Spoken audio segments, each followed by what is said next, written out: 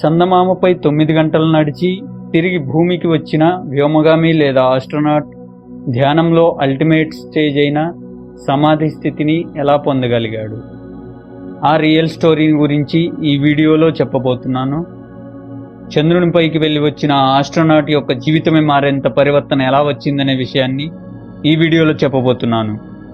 ఏంటి, నమ్మబుద్ధి కావట్లేదా? విచిత్రంగా ఉంది కదా, కానీ ఇది నిజం. ఆ ఆస్ట్రోనాట్ అతీంద్రియ జ్ఞానంపై ఏకంగా 645 పేజీల పుస్తకమే రాశాడు. పెద్ద రీసెర్చే చేశాడు. అతని గురించి పూర్తిగా తెలుసుకోవాలంటే ఈ వీడియోని చివరి వరకు మిస్ అవ్వకుండా చూడండి.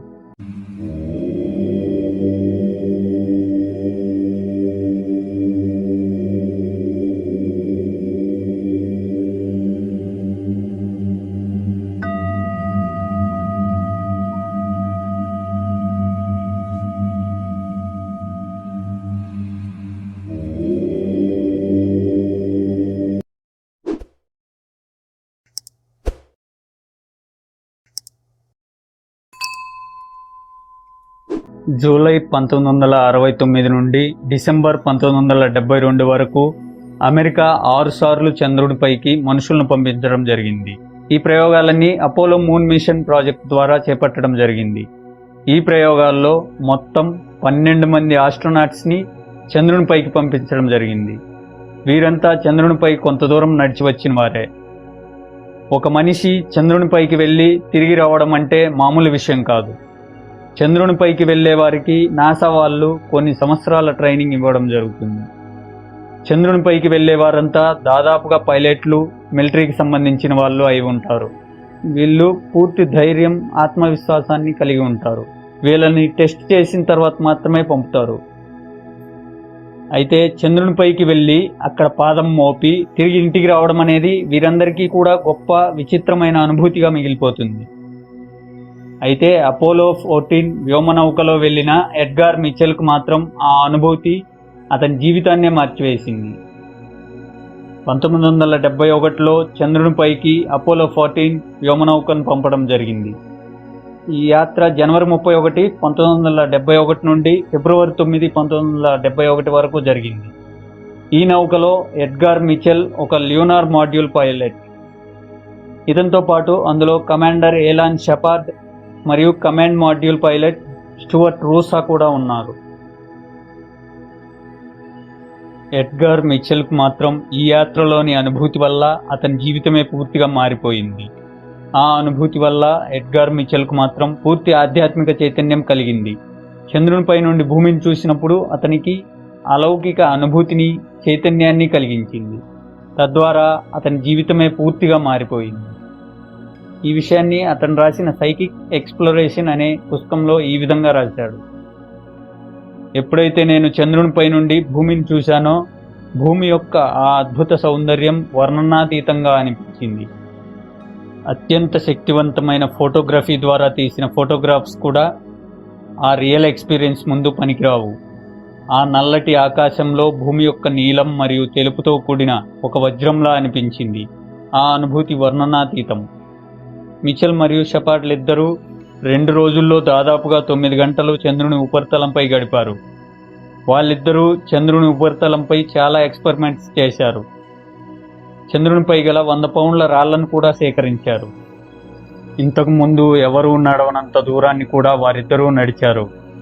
ఆ తర్వాత షెపార్డ్ గోల్ఫ్ బంతితో ఆడాడు కూడా. అయితే భూమికి తిరిగి వచ్చిన తర్వాత మిచెల్ పూర్తిగా ఆధ్యాత్మిక చైతన్యంతో అలౌకిక మార్పును పొందాడు. చంద్రునిపై చేయవలసిన అన్ని కార్యక్రమాలను పూర్తి చేసిన తర్వాత తిరుగు ప్రయాణంలో మిచెల్ పూర్తి రిలాక్సేషన్ మరియు ఆత్మానందాన్ని అనుభూతి పొందాడు. స్పేస్ క్రాఫ్ట్లో కూర్చుని కిటికీ ద్వారా చూస్తూ ఒక ఆధ్యాత్మికవేత్తలాగా అనుభూతి పొందాడు.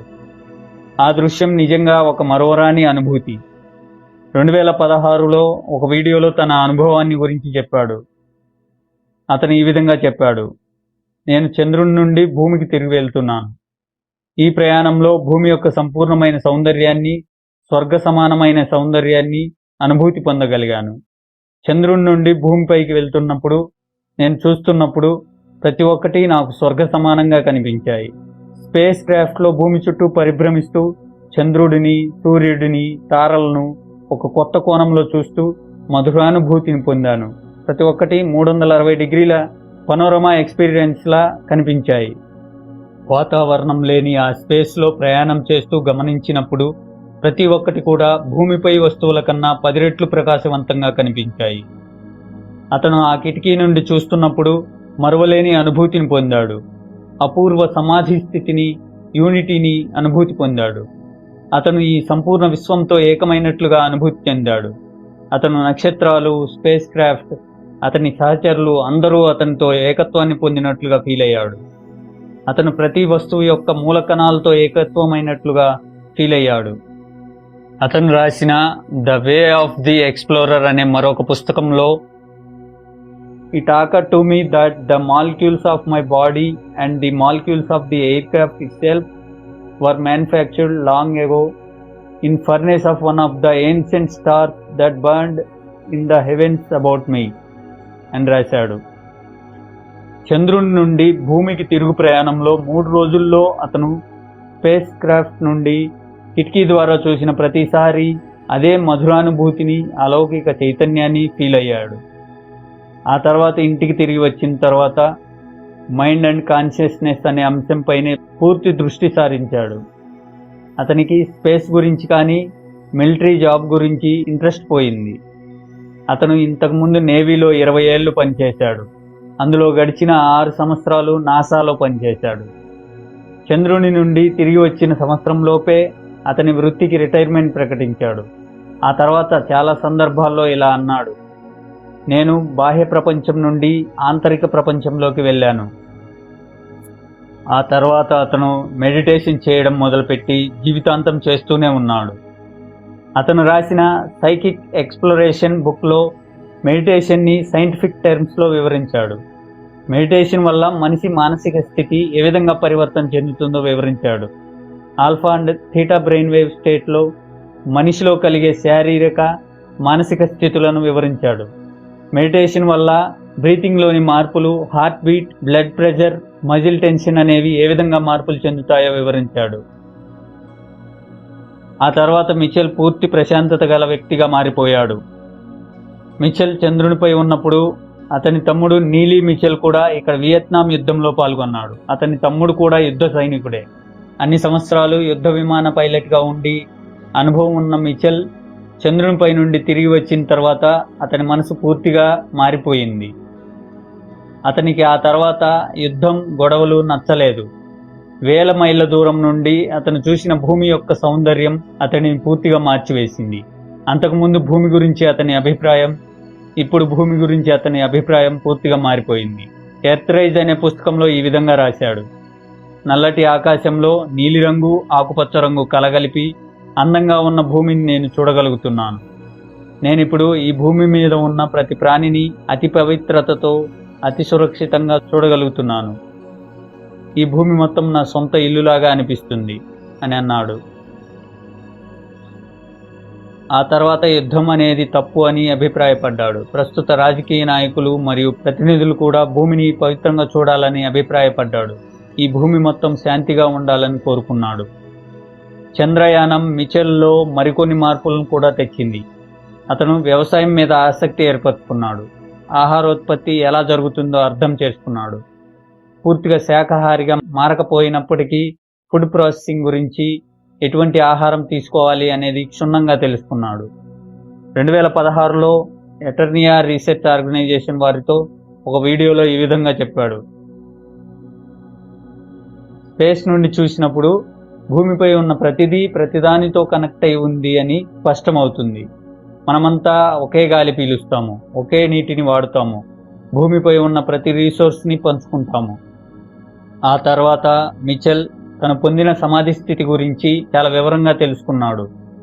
1993లో హిందూయిజం టుడే అనే మ్యాగజైన్కి ఇచ్చిన ఇంటర్వ్యూలో మిచెల్ భారతీయ యోగులు వివరించిన కుండలిని శక్తికి సంబంధించిన విషయాలను అంగీకరించాడు. కుండలిని శక్తి వెన్నుపూస క్రింది భాగంలో మూలాధార చక్రంలో నిద్రాణమై ఉంటుందని, దానిని మేల్కొల్పినప్పుడు ఈ సమాధి వస్తుందని అంగీకరించాడు. మిచెల్ చంద్రునిపైకి వెళ్లే 4గురిపై అతీంద్రియ జ్ఞానం గురించి 4 ప్రయోగాలు కూడా చేశాడు. ఆ తర్వాత మిచెల్ ప్రపంచవ్యాప్తంగా ఎందరో షమన్స్, సైకిక్, స్పిరిచువల్ హీలర్స్ని కలవడం జరిగింది. మిచెల్ గ్రహాంతరవాసులు, యూఎఫ్ఓస్ గురించి కూడా పరిశోధనలు చేశాడు. మిచెల్ 2016లో 85 ఏళ్ల వయసులో మరణించడం జరిగింది. 1984లో కాలిఫోర్నియాలో search for extraterrestrial intelligence అనే ఇన్స్టిట్యూట్ స్థాపించబడింది. ఇక్కడ ఈ విశ్వంలో ప్రాణుల ఉనికి, సృష్టి గురించి పరిశోధనలు జరుగుతున్నాయి. ఇంకా ఇలాంటివి ప్రపంచవ్యాప్తంగా చాలా ఉన్నాయి. సైన్స్ కూడా అలౌకిక విషయాల గురించి పరిశోధిస్తూనే ఉంది. చివరిగా ఒక మాట, ఏ విషయాన్నైనా లాజిక్తో ఆలోచించాలి.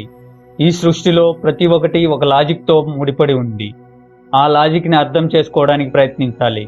అది అర్థం చేసుకోకుండా ఏ విషయాన్ని కూడా నిజమని కానీ అబద్ధమని కానీ నిర్ధారించకూడదు. ఈ వీడియో మీకు నచ్చినట్లయితే లైక్ చేయండి, షేర్ చేయండి, నా ఛానల్ని సబ్స్క్రైబ్ చేయండి. ముందు నేను చేయబోయే వీడియో నోటిఫికేషన్స్ ముందుగానే పొందడం కోసం బెల్ సింబల్ని ప్రెస్ చేయండి.